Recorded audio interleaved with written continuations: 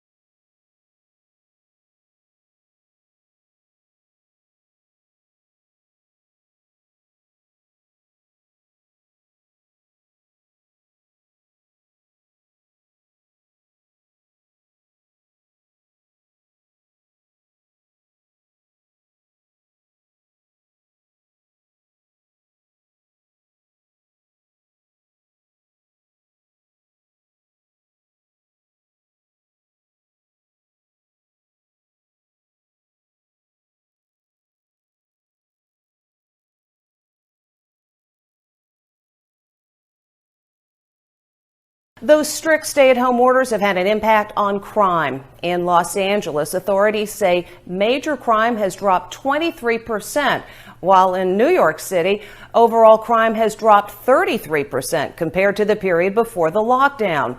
That doesn't mean the criminals aren't out there. In the case of this home invasion, the culprits were wearing surgical masks.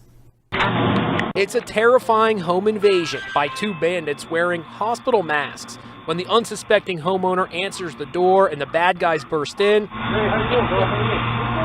a desperate struggle breaks out and spills out the front door as the homeowner wages the fight of his life. One invader flees. The other bandit was shot dead in the struggle.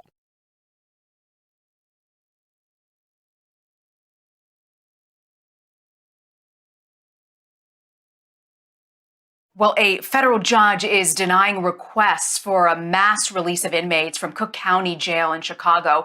More than 400 coronavirus cases have been confirmed at the facility, and the judge denied the request, saying that the inmates did not meet the criteria to pursue all their legal options for release at the state level. However, the judge did order Cook County Sheriff to test inmates if they show symptoms or have been exposed to someone who tested positive, and enforce social distancing measures. The rule came just a day before the death of a second inmate at the facility.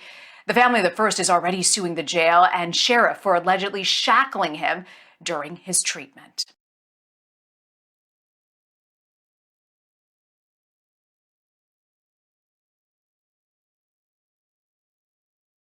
The death toll from COVID-19 continues to mount in France, nearly 1,000 more on Friday alone. But according to the nation's Director of Health, there seems to be one small cause for relief. France has been under lockdown for 3 weeks, with President Emmanuel Macron expected to address the measure further on Monday. Many eyes are on Italy, the continent's worst affected country, with deaths approaching 20,000. Even as Rome pushed its month-long lockdown onto May 3rd, concerns remained high over the state of the battered economy, and the possibility was raised over the limited possibility for certain businesses to reopen after the weekend, something the World Health Organization was watching with concern. Some countries are already planning the transition out of stay-at-home restrictions.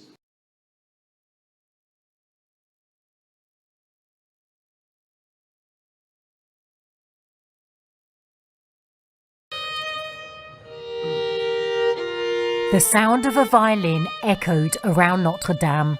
The musician dressed in protective clothing because the cathedral isn't fully safe after the fire that ravaged it a year ago. The Archbishop of Paris led a Good Friday ceremony, kneeling at an ancient representation of a crown of thorns that had been rescued by firefighters. With France in lockdown because of the coronavirus crisis, only 7 people were allowed to attend. In this unusual time, we ask you, God, for all those who are victims of this terrible illness, those who are grieving, those who have dedicated themselves to hope, love each other. The ceremony offered an opportunity for a rare glimpse inside Notre Dame since renovation work began last year.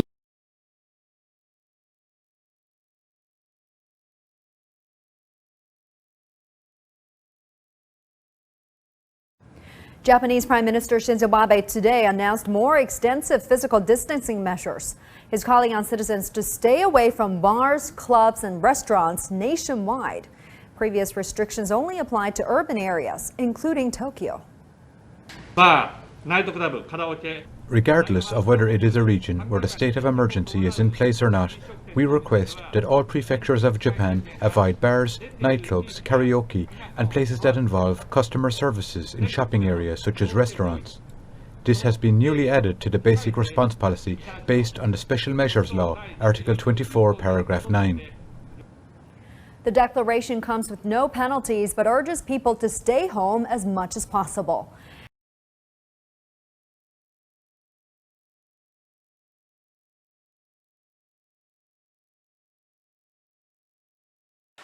Long lines at Washington Memorial Park Cemetery on New York's Long Island as New Yorkers wait to perform final duties for their loved ones. The overwhelming number of daily deaths from the virus has forced funeral homes and cemeteries to change how they handle their business. Brooklyn Funeral Director Ahmed Kargi says many traditional religious procedures are being compromised.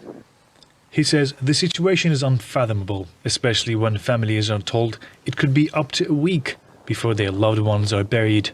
According to Islamic religion, we try to do it as soon as possible, same day or at the latest the next day. So for me to have to break it to families that I'm sorry, we're not going to be able to bury your loved one for 5 days or 6 days, it's very stressful. It's hard for them to understand also.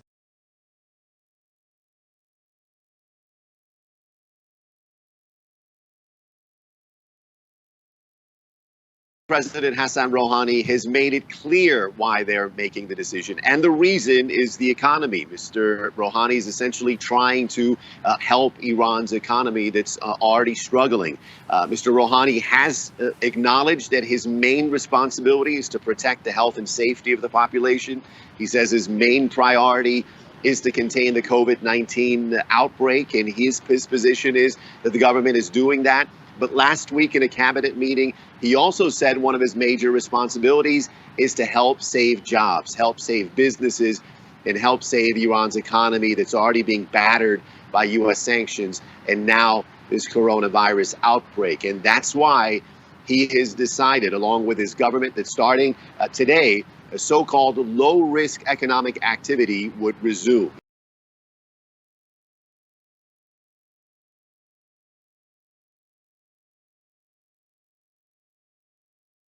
There were reports of a loud boom heard 150 kilometers away in the Indonesian capital of Jakarta around 11 p.m. local time. A webcam image taken from Anak, Krakatau Island in the Sunda Strait showed lava flowing from the volcano. Satellite images, meanwhile, detected a large magmatic eruption with ash and plume shooting 15 kilometers into the sky. It is believed to be the strongest activity since an eruption in December 2018. The volcano lost more than 2/3 of its height following the blast, which triggered a deadly tsunami that killed 400 people.